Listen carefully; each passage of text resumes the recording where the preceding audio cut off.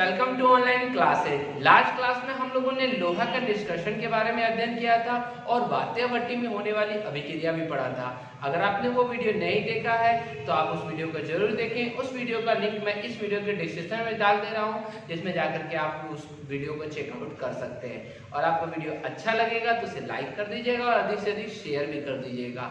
यदि आप हमारे चैनल पे नए हैं और अभी तक इसको सब्सक्राइब नहीं किए हैं तो प्लीज इसे सब्सक्राइब कर लीजिए और साथ में बेल आइकन को भी दबा दीजिए, जिससे मेरे द्वारा दिए गए वीडियो सबसे पहले आप तक पहुंच सके। तो आज का जो हमारा टॉपिक है वह है कॉपर का निष्कर्षण। मतलब कॉपर के प्रमुख अयस्कों के नाम हम लोग को लिखने हैं, निष्कर्षण की विधि, गुण तथा उपयोग हम लोग को यहाँ पर लिखना है। तो चलिए शुरू करते हैं। कॉपर, जिसको हिंदी में तांबा कहा जाता है, ये हमारा डी ब्लॉक तत्व है, 3D में आता है। इसका संकेत जो होता है वह Cu होता है। इसकी परमाणु संख्या जो होती है वो 29 होती है, 29, और इसका जो परमाणु द्रव्यमान होता है वो 63.5 होता है AMe। क्लियर है? यहाँ तक तो क्लियर। अब इसके बाद हमारा है इलेक्ट्रॉनिक विन्यास। तो हमने यहाँ देखा परमाणु संख्या 29 होते थे, इलेक्ट्रॉनिक विन्यास हम बना सकते हैं 1s2, 2s2, 2p6, 3s2, 3p6, 3p6 पर यहाँ 3d10 हो जाता है और 4s केवल 1 होता है। मतलब यहाँ पर अगर देखा जाए तो यहाँ d ऑर्बिटल पूर्णतः भर जाता है और s का एक इलेक्ट्रॉन निकल के इसमें आ जाता है और s का केवल यहाँ पे 1 होता है। ठीक है, तो याद रखिएगा इसके बाहरी कक्षा में केवल एक जो है ये इलेक्ट्रॉन होता है, जिसके कारण ये एक ही अयुग्मित इलेक्ट्रॉन होता है और ये अनुचुंबकीय की तरह व्यवहार करता है। अब बात यहाँ करते हैं इलेक्ट्रॉनिक विन्यास। हम लोगों ने देख लिया डी ऑर्बिटल कंप्लीट भरा होता है। अब यहाँ उपस्थिति की अगर बात करते हैं तो इसकी उपस्थिति, तो हमने पहले जाना था कि कॉपर जो है वो बहुत ही कम क्रियाशील धातु में गिनती होता है, अर्थात यह मुक्त एवं संयुक्त दोनों अवस्था में पाया जाता है। तो इसकी उपस्थिति अगर देखा जाए तो यह प्रकृति में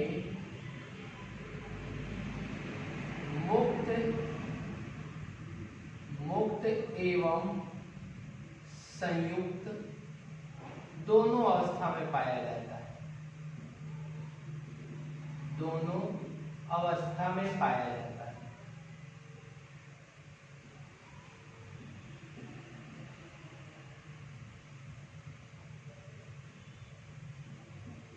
ठीक है, क्लियर है? आप लोग यहाँ पे क्लियर हो गया। इसका हमने संकेत और इलेक्ट्रॉनिक विन्यास, परमाणु संकेत सारा कुछ देख लिए। और यह मुक्त एवं संयुक्त दोनों अवस्था में पाए जाते हैं क्योंकि कम क्रियाशील धातु है।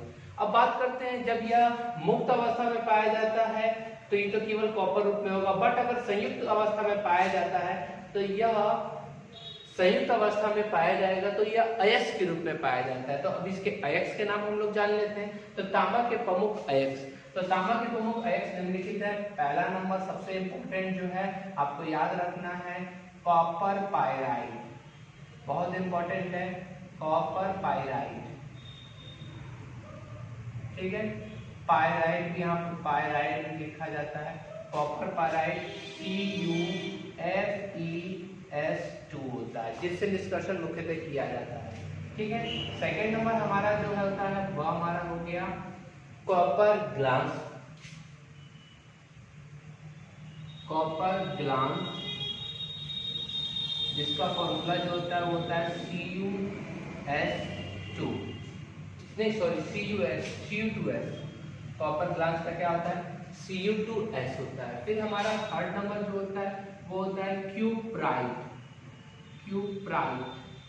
जिसको रूबी कॉपर भी कहा जाता है, रूबी कॉपर, ये भी बहुत अच्छा होता है, जिसका फॉर्मूला होता है Cu2O।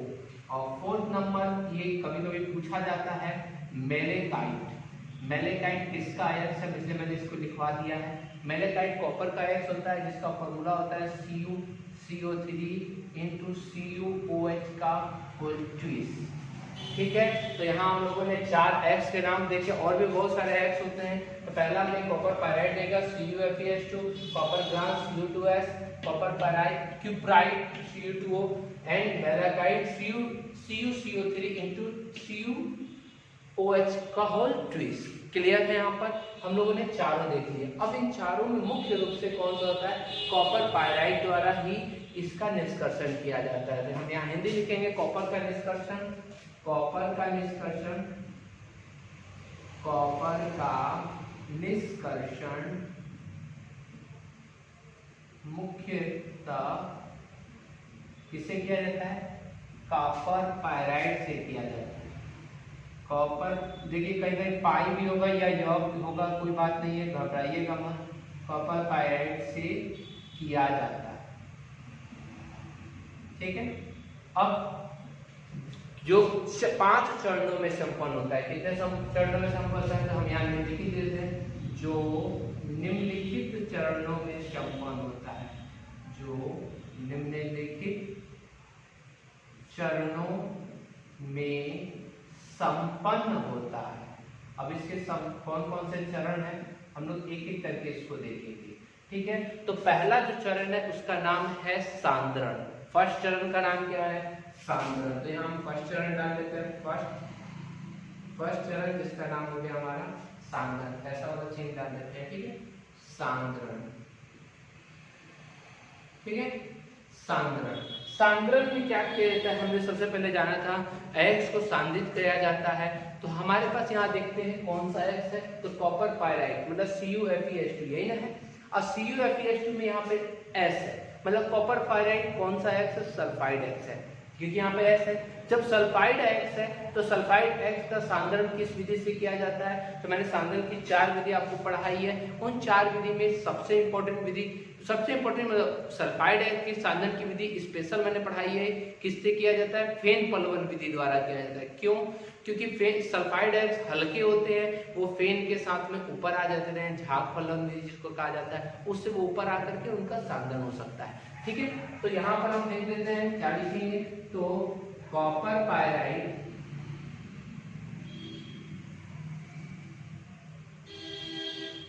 फॉर्मूला क्या है? CuFeS2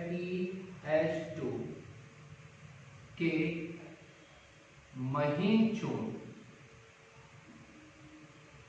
को महीन चूर्ण कॉपर पायराइड अयस्क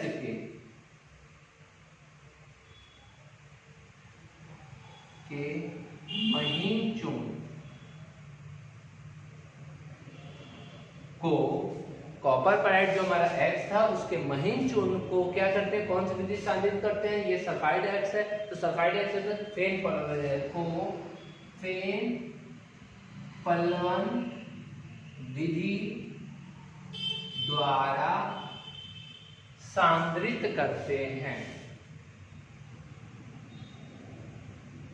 कौन सी विधि द्वारा? सांद्रित करते हैं, जिससे क्या होता है? फेन पलवन विधि में हमने पाइन का तेल डालते हैं, ऊपर से हवा का झोंका मारते हैं, जिससे जो अयस्क होता है सल्फाइड X वो झाग के साथ में ऊपर आ जाता है और अशुद्धियां नीचे बैठ जाती है। मैं इतना चीज नहीं लिखूंगा क्योंकि आप लोग को भी 5 नंबर का क्वेश्चन लिखना, तो इतना चीज नहीं लिखेगा। क्या लिखेगा? कॉपर पायराइड अयस्क के महीन चूर्ण को फेन पलवन विधि द्वारा क्या करते हैं? सांद्रित करते हैं, कोई और नहीं, ठीक है। जिससे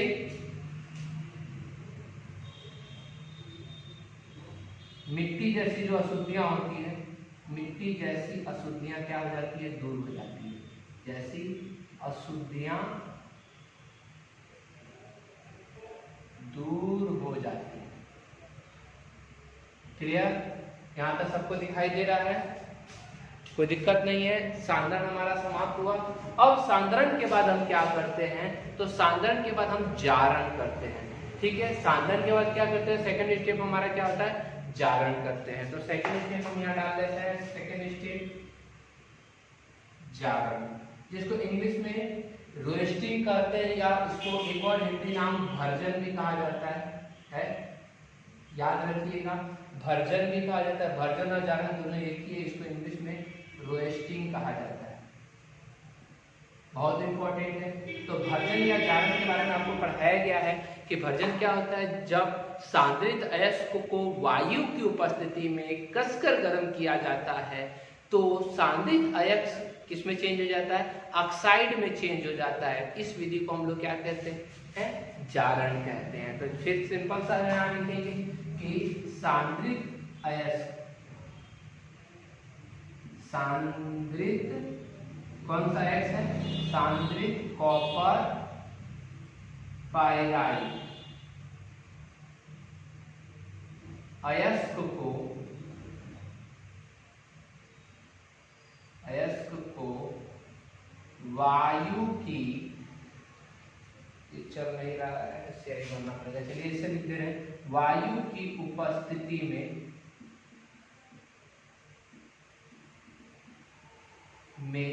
किसकी उपस्थिति में, वायु मतलब ऑक्सीजन की उपस्थिति में गर्म किया जाता है, गर्म किया जाता है। तो जब इसको वायु की उपस्थिति में गर्म करते हैं तो जो हमारा यहाँ पर जो कॉपर पायराइट होता है वो किस में चेंज हो जाता है, ऑक्साइड में चेंज हो जाता है। तो धातु का ऑक्साइड प्राप्त होता है, धातु का ऑक्साइड प्राप्त होता है। क्या प्राप्त होता है, धातु का ऑक्साइड। मतलब जब सांद्रित है इसको कॉपर पायराइट, मतलब सांद्रित कॉपर पायराइट है इसको वायु की उपस्थिति में गर्म किया जाता है तो धातु का ऑक्साइड प्राप्त होता है। ठीक है, यहाँ तक पहले उतार लीजिए, तब आगे हम देख लेते हैं। एक बार मैं यहाँ मिलवा देता हूँ, ठीक है, नहीं मिटाऊंगा, एक बार मैं मिलवा देता हूँ। कॉपर का Cu 29 इलेक्ट्रॉनिक विन्यास इतना, इसमें बारीक कक्षा में D में टैंक और S में 1 होता है।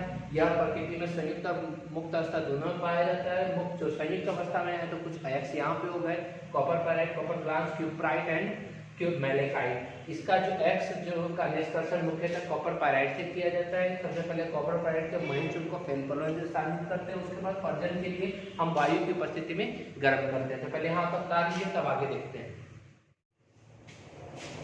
तो स्टूडेंट्स आपने देखा कि साधन के बाद हम जारण कर रहे हैं तो कॉपर पायराइट है इसको वायु की उपस्थिति में गर्म करते हैं तो हमें क्या प्राप्त होता है, धातु का ऑक्साइड प्राप्त होता है। तो कॉपर पायराइट हमारा क्या था, CuFeS, इसको किसकी उपस्थिति में, ऑक्सीजन की उपस्थिति में हम गर्म करते हैं। ठीक है, इसकी उपस्थिति में हम गर्म करते हैं तो हमें क्या बनेगा, तो Cu2S प्लस FeS और प्लस SO2 गैस बाहर निकलती है। मतलब यहाँ पे हमने देखा कि जो धातु जो अयस्क था वो ऑक्सीजन से क्रिया करके जो धातु का सल्फाइड बनाता है। दो धातु है यहाँ पे, कॉपर और फेरस है, मतलब कॉपर और लोहा है, दोनों का ये क्या बनाता है, सल्फाइड, और SO2 गैस क्या हो जाती है, बाहर निकल जाती है। फिर ये दोनों जो है ये सल्फाइड, ये दोनों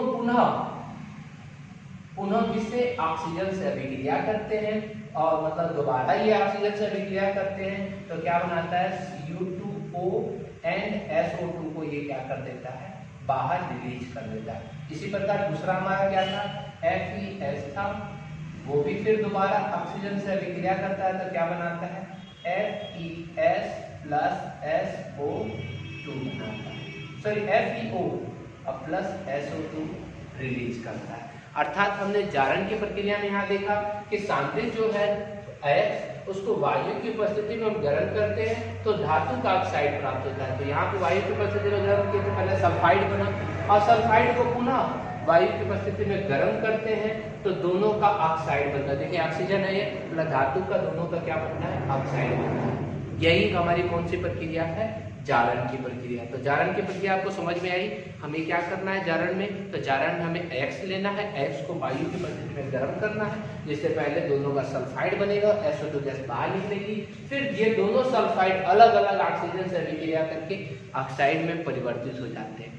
क्लियर, यहाँ तक कोई दिक्कत नहीं है। अब हमारे पास यहाँ तक हो गया, मतलब हमें कितने चीज हम प्राप्त हो गए, तो इसमें ये दोनों तो पहले से था ही, अब ये भी बन गया, ये मतलब हमारे पास 4 चीज प्राप्त हो गए। इन चारों चीज को हम क्या करते हैं, एक बेसेमर परिवर्तन से पहले एक अभिधमन भट्टी में डालते हैं। पहले थोड़ा सा अभिधमन भट्टी में डालते हैं क्योंकि इनके साथ में कुछ धातु मल होते हैं, उनको बाहर निकालने के लिए अभिधमन भट्टी में डालते हैं।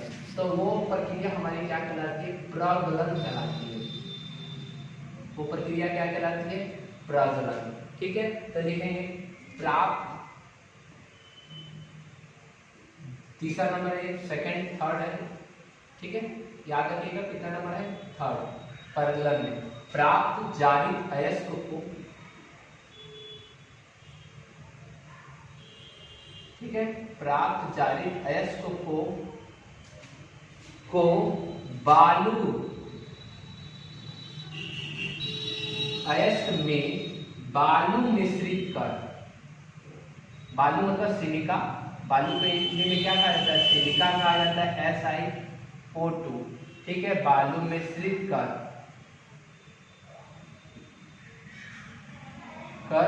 अभिधमन भट्टी में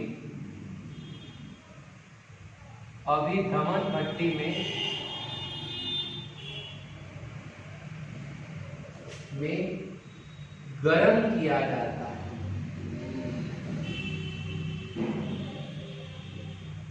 जिससे ये बालू जो है वो किसका काम कर रहा है, फ्लक्स का काम कर रहा है, जिससे अयस्क में उपस्थित अशुद्धियां, जिससे अयस्क में उपस्थित अशुद्धियां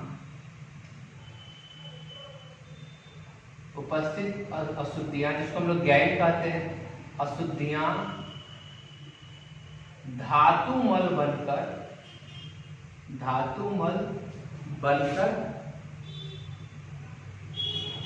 बाहर निकल जाती है, बाहर निकल जाती है। समझ में आया हिंदी? मैंने यहाँ पे क्या लिखा, पहले जारित अयस्क को, जो जारित अयस्क था उसको बालू मिश्रित करके अभिदमन भट्टी में गर्म किया जाता है, जिसके फलस्वरूप जो इसमें अशुद्धियां थी वो अशुद्धियां बाहर निकल जाती है, क्या बन करके, धातुमल बन के। तो इसमें अशुद्धियां क्या थी, तो अशुद्धियां हमने देखा कि FeO के रूप में थी, तो ये जो FeO और इधर से कौन चीज था, बालू था, ये दोनों बालू और FeO दोनों मिल जाता है, मिल करके क्या बनाता है, FeSiO3, जिसको हम लोग धातुमल कहते हैं। क्या कहते हैं इसको हम लोग, धातुमल। और इसका नाम क्या होगा, तो इसका नाम होगा फेरस सिलिकेट, इसका नाम क्या होगा, फेरस सिलिकेट। ठीक है, क्या बनाता है भाई, तो यहाँ पर हमारा फेरस ऑक्साइड था, ये बालू के साथ में मतलब सिलिका के साथ में मिलकर के फेरस सिलिकेट धातुमल के रूप में बनाता है, और जो क्या हो जाता है, किससे, जो अयस्क में जो अशुद्धियां थी वो बाहर निकल जाए, मतलब ये बाहर निकल जाता है। तो धातुमल तो हमारा निकल जाता है। अब धातुमल के निकलने के बाद धातुमल के नीचे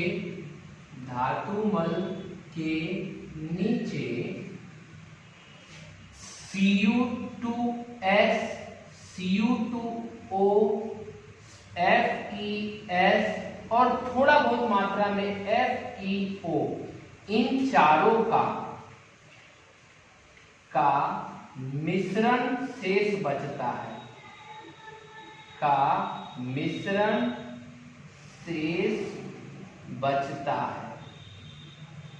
जिसे कॉपर मेटे कहते हैं,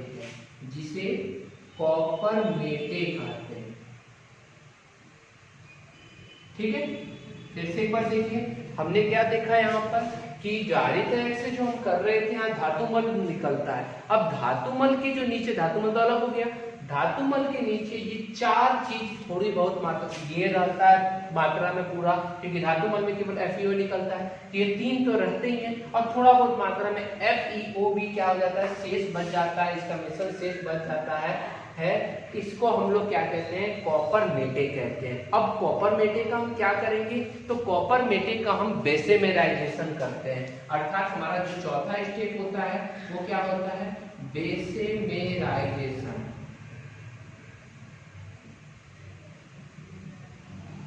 बेसेमेराइजेशन इसमें क्या होता है, तो हमने जो कॉपर मेटे प्राप्त किया था, तो लिखेंगे प्राप्त कॉपर मेटे को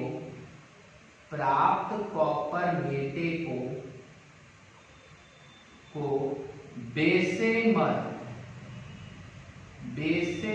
परिवर्तक, एक भट्टी का नाम है जो कि वही वैसे ही बेसेमर परिवर्तक भट्टी में, ठीक है, जिसमें टेम्परेचर बहुत हाई होता है। इसमें जो बेसेमर परिवर्तक जो भट्टी होता है वो इस टाइप की बनी होती है, इस टाइप का ठीक है। इसमें क्या होता है कि वो चारों तरफ ये जो वाद्य भट्टी जो थी वो तो स्थिर थी, परंतु ये जो भट्टी होती है वो चारों तरफ क्या होती है, घूमते रहती है। 360 डिग्री पर क्या होती रहती है, घूमते रहती है।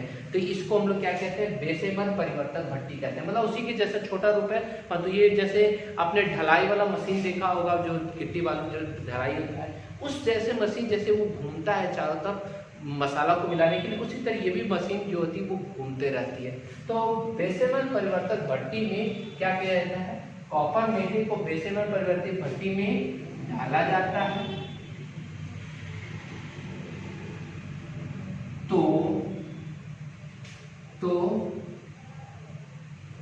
तांबा, तो कॉपर धातु प्राप्त होता है। कॉपर धातु,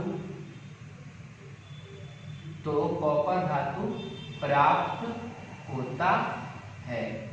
ठीक है। तो हमने क्या देखा, इसको बेसेमर भट्टी में डाला जाए, इसको और इसको डाला गया। तो जब इसको साथ में डाला जाता है, Cu2s and Cu2O, Cu2s and Cu2O, जब इन दोनों को डाला जाता है साथ में तो क्या बनता है, ये Cu जो है वो अवकृत हो जाता है और SO2 क्या हो जाता है, बाहर निकल जाता है। ठीक है। तो Cu2 यहाँ पर Cu 2 बार है, यहाँ 2 बार है, यहाँ S 1 बार है, यहाँ S 1 बार है, O यहाँ 1 बार है, यहाँ 2 बार है। तो संतुलित कर देते हैं, यहाँ 2 हो जाएगा, 2 दूना 4 और 2 6 हो गया, बराबर हो गया। इधर भी आप सब बराबर कर लेंगे, Cu 1 बार 2 बार, तो यहाँ 2 लगा देंगे, Cu 2 बार हो जाएगा। S यहाँ पर 2 दूना 4 बार है, यहाँ पर 1 बार 2 1 बार और 1 बार, अभी 4 बार नहीं हुआ है। फिर आपका Fe कितने बार है, 1 O यहाँ पर 2 बार है, यहाँ 2 बार है, मीन्स S यहाँ पे गड़बड़ हो रहा है। ठीक है, नहीं Fe 2 बार है, Fe यहाँ पे 2 बार हो गया, S भी 2 बार हो जाएगा। इसी प्रकार इसमें भी आप कर सकते हैं, Cu 2 बार, Cu 2 बार, S 1 बार, S 1 बार, O 2 बार, O 2 बार, Fe 1 बार, Fe 1 बार, O S यहाँ पर 1 बार, नहीं यहाँ पे O 3 बार है, तो यहाँ 3 लगाना हो, 3 नहीं 2 लगा दीजिए, यहाँ 2 लगाइएगा तो यहाँ 2 और यहाँ पर भी 2 लगा दीजिए, 2 3 लगाना होगा, यहाँ 3 लगाना होगा तभी होगा, क्योंकि 2 दूना 4, तो ये 2 दूना 4, यहाँ 2 बार S है तो 2 बार S यहाँ कर देंगे, बराबर हो जाएगा। इसी प्रकार इसमें भी कर दीजिए, Fe 1 बार, Fe 1 बार, S 1 बार, S 1 बार, O यहाँ 2 बार है, यहाँ 3 बार है, यहाँ 3 कर देते हैं, यहाँ 3 करेंगे तो 3 दूना 6 बार, 6 बार के लिए यहाँ पर 2 बार और 2 बार, 6 बार हो गया, 2 दूना 4 और 2 6, Fe 1 बार, Fe यहाँ 2 कर देंगे, बराबर हो जाएगा। ठीक है, संतुलित आप कर लीजिएगा, कोई हड़बड़ाने की जरूरत नहीं है। अब यहाँ देखिए क्या होता है, जो हमारा यहाँ पर जो था धातु का ये प्राप्त हो रहा था, इन दोनों को हम लोगों ने ले लिया यहाँ पर, और यहाँ दोनों को जब साथ में गर्म किया जाता है तो कॉपर धातु अलग हो जाता है और SO2 गैस बाहर निकलती है, कॉपर धातु नीचे प्राप्त होता है। ठीक है, और इसमें क्या बचा, Fe और FeS, तो FeS जो है वो किस में चेंज हो गया, FeS सेम जैसे यहाँ पे FeO में चेंज होता है, मतलब पुनः जो ऊपर वाली प्रक्रिया होती है वो चेंज होती है। फिर FeO किस में चेंज आता है, SiO3 में, तो ये लिखने की जरूरत नहीं है। तो परिवर्तक भट्टी में डाला जाता है तो कॉपर धातु प्राप्त होता है, खाली यहाँ लिख दीजिएगा। SO2 गैस के निकलने के कारण, मतलब निष्कासन के कारण प्राप्त तांबा मतलब कॉपर Cu पर फफोले पड़ जाते हैं, फफोले पड़ जाते हैं। इसलिए इस प्रकार से प्राप्त तांबे को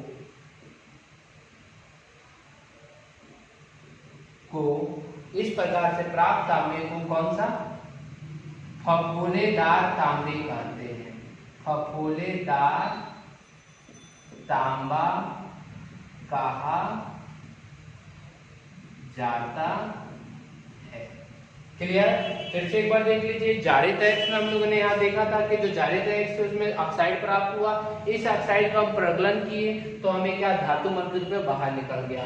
फिर हमें जो प्राप्त हुआ वो उसमें कॉपर मेटे प्राप्त हुआ। इस कॉपर मेटे को जब हम परिवर्तक भट्टी में डाले तो क्या हुआ, कॉपर मेटे में जो Cu2S और Cu2O था दोनों मिल करके कॉपर को अपचेत कर देता है और SO2 गैस बाहर निकलती है। इस SO2 गैस के बाहर निकलने के कारण उस प्रकार के तांबे में फफोले पड़ जाते हैं, गोल गोल फफोले पड़ जाते हैं, जिसे हम लोग कौन सा तांबा कहते हैं, फफोलेदार तांबा कहते हैं। क्लियर। यहाँ तक हमारा कौन सा स्टेप समाप्त हुआ, 4। इसके बाद एक और स्टेप बचता है, उसको हम लोग कहते हैं शुद्धिकरण।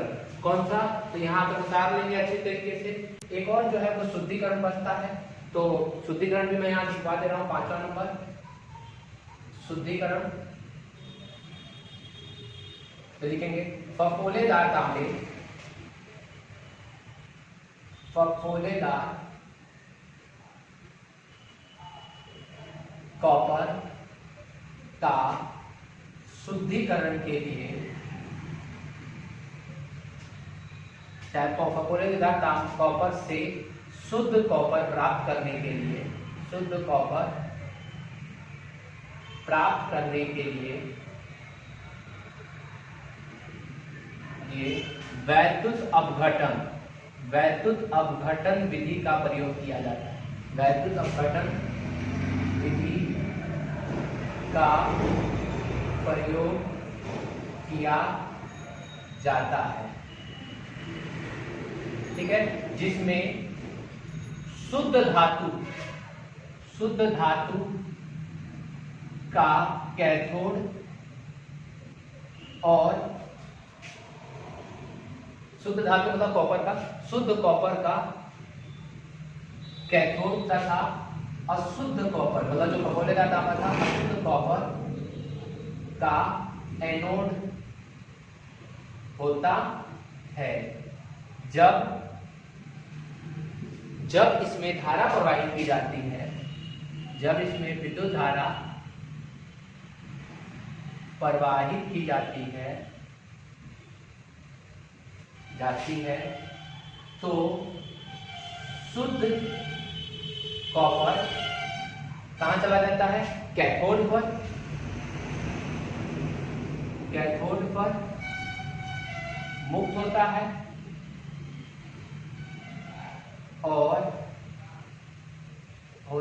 और अशुद्धियां एनोड पर चली जाती है, एनोड पर चली, यहाँ मिटा दे रहे हैं प्रगलन को, एनोड पर चली जाती है, ठीक है। इस प्रकार से जो तांबा प्राप्त होता है वो बहुत ही शुद्ध होता है और वह 99 इस प्रकार से प्राप्त तांबा कॉपर 99.99% तक शुद्ध होता है, ठीक है। अब वैद्युत अपघटन विधि को अगर चित्र बनाना हो तो आप आराम से बना सकते हो। कैसे बना सकते हो, तो यहाँ पर आप वैद्युत अपघटन के लिए एक बर्तन ले लेना, उसमें एक एनोड ले लेना अशुद्ध धातु का, ठीक है। अशुद्ध धातु मैंने ये बना लिया, इसका एनोड हम लोगों ने लिया और शुद्ध धातु का हम क्या ले लेंगे, कैथोड ले लेंगे, ठीक है। ये शुद्ध धातु का हमने क्या ले लिया, कैथोड ले लिया। अब क्या करेंगे, एक इन एनोड को, कैथोड को एक बिंदु से जोड़ देंगे, ठीक है। ये हमारा कैथोड हो गया, कौन सा चार्ज इस पे, कैथोड पे माइनस चार्ज होता है, और जो हमारा एनोड हो गया ये एनोड को एक बिंदु पर जोड़ देंगे, कहाँ पर, ऐसे ऐसे ऐसे इस साइड जोड़ देते हैं, ठीक है। ये क्या हो गया हमारा क्या हो गया, ये एनोड हो गया और वो क्या हो गया, कैथोड, ठीक है। ये हमारा शुद्ध धातु हो गया और ये हमारा कौन सा, अशुद्ध धातु, और इसको किस विलयन में, कॉपर सल्फेट के विलयन में डाल देते हैं। कौन सा सल्फेट का विलयन होता है, ये लवण विलयन होता है, जो कॉपर सल्फेट का CuSO4 का विलयन में डाल देते हैं। और जब विद्युत धारा प्रवाहित करते हैं तो शुद्ध धातु जो होता है वो नीला वाला जो रंग हमने कैथोड बनाया, कैथोड पे चला जाता है और अशुद्धियां ये ब्लैक वाले पर जमा होती है, ठीक है। जैसे कैसे होता है, तो एनोड पर कौन सी अभिक्रिया होती है, तो एनोड पर Cu सॉलिड क्या बनाया, Cu डबल प्लस Aq और 2 इलेक्ट्रॉन क्या हो गए, बाहर निकल गए। और कैथोड पर क्या होता है, कैथोड पर Cu सॉलिड तो CuAq, और ये 2 इलेक्ट्रॉन आपके जो थे CuAq, और ये 2 इलेक्ट्रॉन जो आपके आए यहाँ पर, ये मिलकर के क्या बनाता है Cu सॉलिड। ये हमारा कैथोड पे होने वाली अभिक्रिया, और ये कौन सी, एनोड पे होने वाली अभिक्रिया। इस प्रकार से जो हमें तांबा प्राप्त होता है वो 99.99% शुद्ध होता है। तो हमारा यह तांबा समाप्त होता है। इसके बाद आप लोग को लिखना होगा उपयोग, हेडिंग डाल करके आप उपयोग लिख लीजिएगा। उपयोग, इसका उपयोग क्या चीज में किया जाता है, तो तांबे का बहुत सारा उपयोग है। जैसे तार खींचने में, तार बनाने में, मतलब जो तार होता है विद्युत का अच्छा चालक होता है, जिसके कारण इसका तारों में उपयोग किया जाता है। और काम हम लोग करते हैं, बर्तन, तांबे का बर्तन भी हम लोग यूज करते हैं, या कोई भी पार्ट्स पुर्जे कुछ होते हैं ऐसे जिसका हम लोग तांबे में यूज करते हैं, या मिश्र धातु बनाने में जैसे पीतल ये सब बनाने में, या सोने के साथ में सोने को कठोरता प्रदान करने में इसका प्रयोग किया जाता है। तो 4-5 इसका उपयोग लिख लेंगे, काम खत्म। तो हमारा यहाँ पे तांबा जो है समाप्त होता है। आप अच्छी तरीके से इसको देख लीजिएगा। फिर से मैं यहाँ पे एक बार क्लियर कर देता हूँ। पहले x का नाम पढ़िएगा, 5 इसके वो पढ़िएगा, 5 वो चरणों में संपन्न होता है। पहला सांद्रण, दूसरा सांद्रण के बाद जारण, तीसरा नंबर हमने पढ़ा तीसरा नंबर परगलन, चौथा नंबर बेसेमराइजेशन, और बेसेमराइजेशन के बाद हमने क्या पढ़ा, शुद्धिकरण। ये चारों में आपको कुछ वो क्या नाम है, आपको कुछ समीकरण पढ़ने होंगे। रासायनिक समीकरण याद रखिएगा किस स्टेप में, जैसे जारण में आपको 3 पढ़ने थे, परगलन में आपको 1 पढ़ने थे, और डेसिमराइजेशन में आपको 1 पढ़ने। इतना याद रखिएगा, आपका एक भी कॉपर से क्वेश्चन नहीं छूटेगा, टोटल क्वेश्चन आप अच्छी तरह कर सकते हैं। तो आज के लिए इतना ही। फिर अगले वीडियो में मैं नेक्स्ट जो हमारा है एल्युमिनियम और एक और कौन सा जिंक है उसके बारे में अध्ययन करेंगे। अगर आपको ये वीडियो समझ में आ गया, अच्छा लगे तो इसे लाइक कर दीजिएगा, अधिक से अधिक शेयर कर दीजिएगा।